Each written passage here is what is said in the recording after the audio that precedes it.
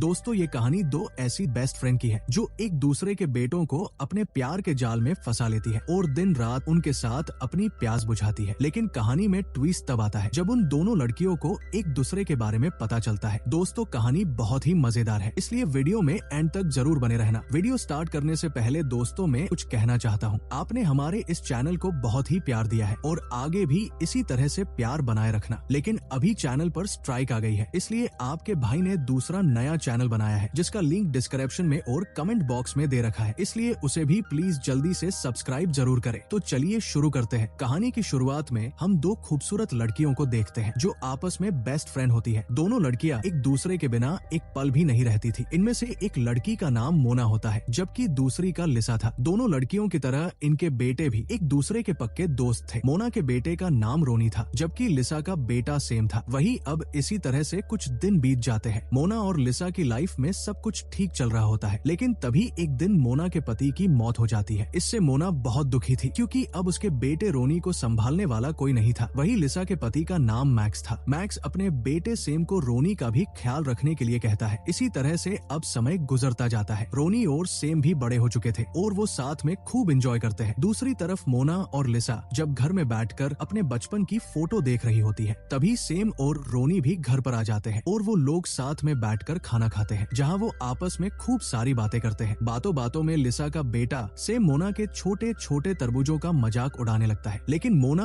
उसे कुछ भी नहीं कहती बल्कि उसके साथ उसकी बातों के मजे लेती है। वही अब खाना खाने के बाद वो सभी साथ बैठकर पत्ते खेलते हैं। इसी तरह से ये लोग अपना पूरा दिन मस्ती में बिताते थे। थोड़ी देर बाद लिसा का पति रोनी भी ऑफिस से घर आ जाता है। रोनी लिसा से कुछ जरूरी बात करना चाहता था, इसलिए मोना वहाँ से उठकर अपने घर चली जाती है, जबकि रोनी आज रात सेम के पास ही रुक जाता है। मोना के जाने के बाद रोनी लिसा को बताता है, मुझे दूसरे शहर में अच्छी जॉब मिल गई है, इसलिए अब मुझे वहाँ जाना होगा। दरअसल रोनी लिसा को भी अपने साथ लेकर जाना चाहता था, इसलिए वो लिसा को भी अपने साथ चलने के लिए कहता है। रोनी की बात सुनकर लिसा दुखी होती है क्योंकि वो मोना और रोनी को छोड़कर कहीं नहीं जाना चाहती थी। देर रात को लिसा जब किचन में पानी पीने के लिए जाती है, तभी उसकी नजर रोनी के ऊपर पड़ती है। रोनी लिसा को अजीब तरह से देखता है, जैसे वो उसकी गुफा में धमाके करना चाहता है। ये देखकर लिसा रोनी से पूछती है, तुम्हें कुछ चाहिए? तो रोनी लिसा को मना कर देता है। इसके बाद लिसा वहाँ से चली जाती है। अगले दिन रोनी फिर से लिसा को अपने साथ चलने के लिए मनाता है, लेकिन लिसा उसके साथ जाने से साफ मना कर देती है। लिसा की बात सुनकर रोनी उसे कहता है, मुझे पता है तुम मोना को छोड़कर नहीं जाना चाहती हो। दरअसल रोनी को लग रहा था लिसा और मोना एक दूसरे के साथ मजे करती है, इसलिए वो उसके साथ नहीं जाना चाहती। लेकिन लिसा रोनी को खुश करते हुए कहती है, ऐसी कोई बात नहीं है, बस मैं यहाँ से दूसरी जगह नहीं जाना चाहती हूँ। वही अगले दिन रोनी लिसा और अपने बेटे को बाय बोलकर दूसरे शहर जाने के लिए निकल जाता है। इसी तरह से कुछ दिन बीत जाते हैं। लिसा का जब भी घर में मन नहीं लगता है, वो मोना के साथ समुद्र में मस्ती करने के लिए चली जाती है। एक दिन लिसा जब समुद्र में एंजॉय कर रही होती है, तभी रोनी भी वहाँ आ जाता है और लिसा से बातें करने लगता है। लिसा समुद्र किनारे बैठकर दुब सेकती है, लेकिन रोनी बस लिसा को ही देखता है। इससे लिसा को भी समझ आ जाता है रोनी किसी भी तरह से उसकी बुलबुल के मजे लेना चाहता है। रात के समय वो सभी लोग साथ बैठकर ड्रिंक कर रहे होते हैं। ड्रिंक करने के बाद मोना लिसा के बेटे सैम के साथ डांस करने लगती है, जबकि रोनी लिसा के साथ बैठा हुआ था। रोनी आज भी लिसा को प्यार भरी नजरों से देखता है और इसमें लिसा भी रोनी का पूरा साथ देती है। आज रोनी लिसा के घर ही रुकने वाला था, इसलिए वो सेम के साथ उसके कमरे में सोने के लिए चला जाता है। देर रात को सेम के सोने के बाद रोनी लिसा के पास जाता है। लिसा रोनी से कुछ बोल पाती उससे पहले ही रोनी लिसा को पकड़कर उसके छोटे छोटे संतरों के मजे लेने लगता है। लिसा भी अपने आप पर कंट्रोल नहीं कर पाती और रोनी के साथ उसके गन्ने के मजे लेने लगती है। दूसरी तरफ सेम भी पानी पीने के लिए अपने कमरे से बाहर आता है। तभी सेम की नजर अपनी मोम के ऊपर पड़ती है जो रोनी के साथ मजे करके कमरे से बाहर निकल रही होती है। ये देखकर सेम को समझ आ जाता है रोनी उसके घर पर उसकी मोम के साथ मजे करने के लिए रुक था। ये सब देखकर सेम बहुत दुखी होता है और वो अपना मूड ठीक करने के लिए समुद्र के किनारे चला जाता है। अगली सुबह सेम मोना के घर जाता है। सेम का चेहरा उतरा देख मोना को लगता है सेम उसके डेड को याद कर रहा है, लेकिन सेम मोना से कुछ नहीं कहता है और उसे पकड़ लेता है। सेम की ये हरकत देख मोना जल्दी से सेम के पास से उठ जाती है और सेम को ये सब करने से मना करती है। मोना की बात सुनकर सेम उसे कहता है, कल रात रोनी ने भी मेरे मोम की गुफा में धमाके किए हैं। सेम की बात सुनकर मोना हैरान होती है और उसे विश्वास नहीं होता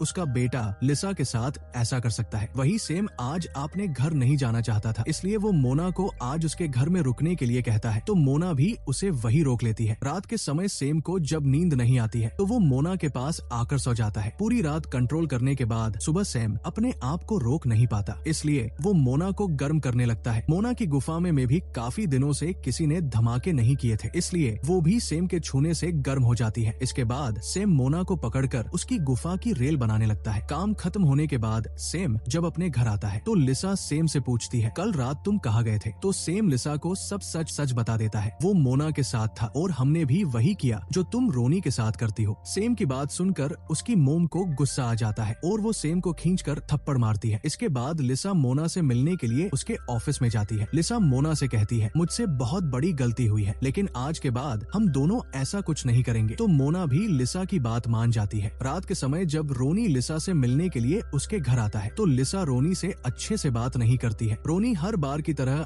आज भी लिसा की गुफा में धमाके करने के लिए आया था, लेकिन लिसा रोनी को ऐसा करने से साफ मना कर देती है। लिसा की बात सुनकर रोनी उससे नाराज हो जाता है तो लिसा रोनी की समझाती है हमें ये सब नहीं करना चाहिए, लेकिन रोनी लिसा की बातों पर ध्यान नहीं देता और उसे गर्म करने लगता है। तो लिसा भी अपने आप पर कंट्रोल नहीं कर पाती और रोनी के साथ एक बार फिर अपना पानी निकालने लगती है। दूसरी तरफ लिसा का बेटा सेम भी मोना के साथ अपनी रात रंगीन कर रहा होता है। इसी तरह से ये सिलसिला काफी दिनों तक चलता है। एक दिन लिसा और मोना जब साथ में बैठी होती है तो मोना लिसा को बताती है मुझे काफी दिनों बाद अच्छा लग रहा है, क्योंकि बहुत दिनों बाद किसी ने इतने अच्छे से मेरी प्यास बुझाई है। तो लिसा भी मोना से कहती है जो चल रहा है हमें उसमें खुश रहना चाहिए। वही अब रोनी और सेम को जब भी मौका मिलता है वो दोनों एक दूसरे की माँ के साथ अपनी प्यास बुझाते हैं। इसी तरह से कुछ साल बीत गए। रोनी अब अपनी मोना के साथ काम करने लगा था, जबकि सेम को उसके डैड ने दूसरे शहर बुला लिया था, जहाँ सेम को अपने डैड के ऑफिस में एक मेरी नाम की लड़की पसंद आ जाती है और वो उसे अपनी गर्लफ्रेंड बना लेता है। कुछ दिनों बाद सेम जब घर जाता है तो वो सभी लोग साथ बैठकर खाना खाते हैं। तभी सेम को मेरी का कॉल आता है, इसलिए सेम वहाँ से उठकर मेरी से बात करने के लिए बाहर चला जाता है। सेम को इस तरह किसी से बात करता